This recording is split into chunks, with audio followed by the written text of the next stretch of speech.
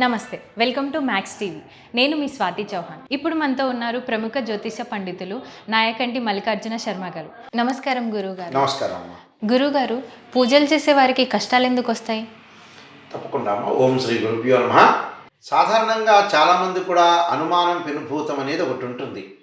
నేను పూజలు చేస్తున్న చాలా కష్టాలు వస్తున్నాయని చాలామంది భావిస్తుంటారు. నిజంగా చెప్పాలంటే కష్టం అనేది ఏమిటంటే, నిజం చెప్పాలంటే కొంతమందికి పూజలు చేస్తూ ఉంటారు.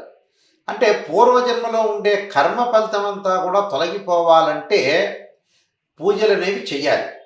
అంటే గతంలో చాలామంది కూడా ఆలోచన చేస్తున్న, మాకు విపరీతమైన కష్టాలు వస్తున్నాయి గురువుగారండి, కానీ నేను విపరీతంగా ఉదయం పూట బ్రహ్మముహూర్తంలో తెల్లవారుజాము లేచి విపరీతంగా హరహర మహాదేవో శంభో శంకర్ అనుకుంటూ బ్రహ్మాండంగా అగరబత్తీలు విభూది నేనంతా కూడా బ్రహ్మాండంగా పూజలు చేస్తున్నా, అయినా నా పక్కింటి వాడు ఎవడు పూజ చేయట్లేదు, అయినా వాడు కోటీశ్వరుడు అయ్యాడు, నేనేందో పూజలు చేస్తున్నా కానీ నా జీవితం అనేది ముందుకు వెళ్ళట్లేదని చెప్పే జనాలు చాలామంది ఉన్నారు ఇక్కడ. కానీ అలా కాదు. ఎందుకంటే దాని యొక్క కారణం ఏంటంటే, వేదాల్లో కానీ జ్యోతిష్ శాస్త్రంలో కానీ మనం పూజ చేస్తున్నా కూడా పూర్వజన్మలో ఉండే కర్మ ఫలితం అంతా కూడా కొంత మిగిలి ఉంటుంది వాళ్ళకి. ఆ మిగిలి ఉండటం వల్ల ఏంటంటే, పాపకర్మలు కొన్ని తొలగించుకోవాలంటే ఎప్పుడు కూడా మనం పూజ చేస్తూ ఉండాలి, భగవంతుడి యొక్క వరాన్ని కోరుకుంటుండాలి. చాలామంది అంటే మనం చేసిన పూర్వజన్మలో ఉండే కర్మ ఫలితం అంతా కూడా మనకి ఉన్న దోషాలన్నీ కూడా పోవట్లేదు అని అర్థం, ఇంకా ఉన్నాయి అని అర్థం. ఇప్పుడు మనం ఎంత అప్పులు చేస్తుంటాం, ఉదాహరణకి మనం అప్పు చేస్తుంటాం, అప్పు చేస్తున్నా కూడా ఎంతకీ తరగదు. ఆ తరగకపోవడానికి ఏంటంటే అప్పులు చాలా ఉంటాయి, అవి నిదానంగా తీరుతూ ఉంటాయి.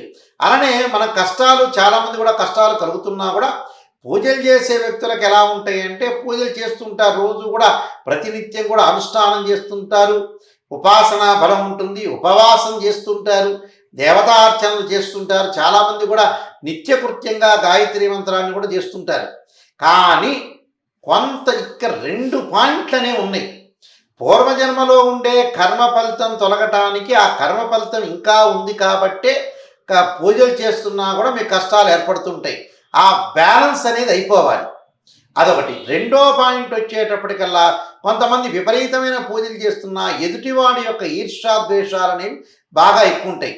అంటే మనం డబ్బులు ఇవ్వలేము, కానీ వాడు బాగుపడితే మనం ఓర్చలేని స్థితి అనేది బాగా ఎక్కువ ఉంటుంది. అయ్యో, సమాజంలో మనం అతను బాగుపడాలని మనం ఆలోచన చెయ్యాలి, కానీ అలా కాకుండా మనం సహాయం చేయలేకపోయినా కూడా ఎదుటివాడు బాగుంటే వీడు ఓర్చలేనితనం అనేది బాగా ఎక్కువగా వస్తుంది. దానివల్ల కూడా వీళ్ళకి ఎన్ని పూజలు చేసినా కూడా కష్టాలు కలుగుతూనే ఉంటాయి. సాధారణంగా ఏమిటంటే చాలామంది కూడా ఆలోచన చేస్తుంటారు, ఒక మనిషి పునరపి జననం పునరపి మరణం అన్నారు. ఒక మనిషి చనిపోయిన తర్వాత అతనికి ఎన్నిసార్లు తిరుపతి వెళ్ళావు, ఎన్నిసార్లు శ్రీశైలం వెళ్ళావని భగవంతుడు లెక్కేయడు. ఒరే, నువ్వు నా దగ్గరికి వచ్చావు, ఎన్నిసార్లు రావటం కాదురా, నువ్వు ఎవరికి ప్రజలకి ఏం సహాయం చేసావు, ఏ మనిషిని నువ్వు కరుణాకటాక్షంతో ఉన్నావు, నా దగ్గరికి వచ్చావు రా, తప్పేం లేదు. భగవంతుడిని వేడుకోవటంలో తప్పు లేదు, భగవంతుని యొక్క ఆరాధనలో తప్పు లేదు. కానీ భగవంతుడిని ఆరాధన చేస్తూ పక్కనోడు సర్వనాశనం కావాలని ఒక ఉద్దేశంతో కల వ్యక్తులకి వాళ్ళకి ఎన్ని పూజలు చేసినా కూడా విఫలమయ్యే అవకాశం ఎక్కువగా ఉంటుంది. ఎప్పుడు కూడా స్వర్గ నరక లోకాల్లో కూడా ఎప్పుడూ కూడా భగవంతుడు ఎలా లెక్క వేస్తాడంటే, ఒక జీవితాన్ని భగవంతుడు మనం చేసే పుణ్యాలు ఏవైతే ఉంటాయో ఆ పుణ్యాలని లెక్కేస్తాడు. ఇక్కడ పుణ్యము అంటే భగవంతుడిని పూజ చేయటం అని కాదు. పాపకర్మలు వేరు, పుణ్యాలు వేరు.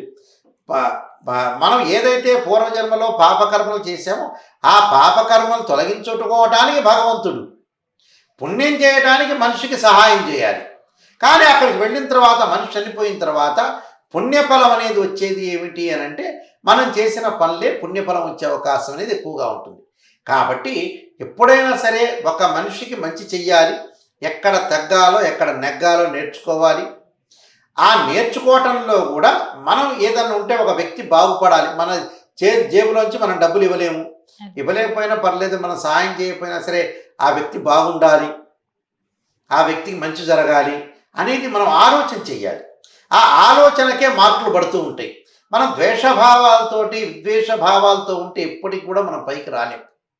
అందువల్ల ఈ భగవంతుడి దగ్గరికి వెళ్ళంగానే చాలామంది కూడా ఆలోచన చేస్తుంటారు, తండ్రికి అన్నం పెట్టాడు. తండ్రి చనిపోయిన తర్వాత మటుకు పిండ ప్రదానాలు కార్యక్రమాలు చేస్తుంటారు.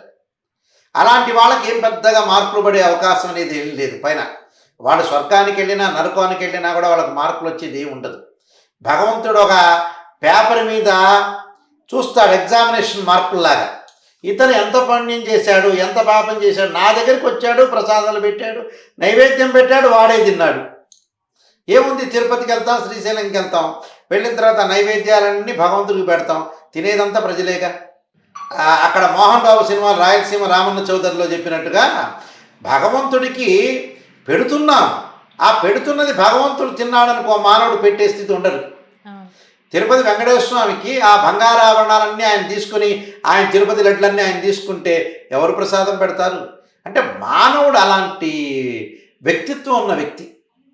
అందువల్ల ఏదైనా సరే మనిషి జన్మ అనేది మారాలి అని అంటే ఎప్పుడైనా సరే మనం చేసే పుణ్యమని మనకి పుణ్యమే మనతో పాటు వస్తూ ఉంటుంది. భగవంతుని కొలవటంలో తప్పు లేదు.